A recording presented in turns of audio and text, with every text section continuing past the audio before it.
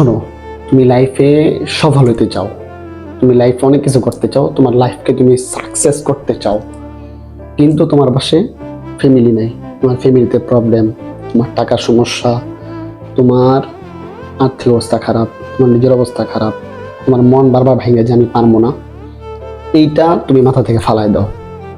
তুমি এইটা মনের ভিতরে আনো যে আমি পারবো, আমার দ্বারা সব হইব, সবাই পারলে আমি কেন পারবো না। এটা ভাইবা তুমি সামনে অগ্রসর হও, তুমি সামনে পা বাড়াও, তুমি চেষ্টা করো, দিন রাত পরিশ্রম করো। হ্যাঁ, তুমি পরিশ্রম করার পর যদি না পাও, সেটা তোমার তকদিরে ছিল, তুমি বলতে পারবা আল্লাহর কাছে যে আল্লাহ আমি চেষ্টা করছি, আমি পাই নাই।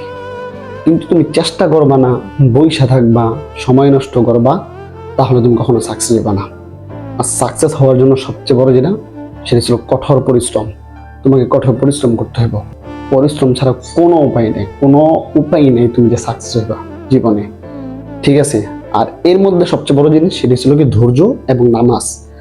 এই দুইটা জিনিসের মাধ্যমে আল্লাহর কাছে চাইতে হইব, চেষ্টা করতে হইব। কারণ আল্লাহ কোরআনে বলছেন ওয়াস্তাইনু বিস-সাবরি ওয়াস-সালাহ ইন্নাল্লাহা মা'আস-সাবিরিন।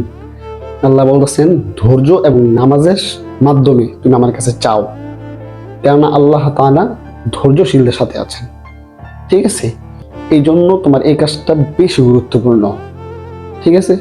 ধৈর্য ধরতে হইব, চেষ্টা করতে হইব, সাথে কি আল্লাহর কাছে নামাজ পড়ে চাইতে হইব, আল্লাহ আমাকে দেন, ইনশাল্লাহ একদিন তুমিও সফল হইবা, তোমার দ্বারা সম্ভব।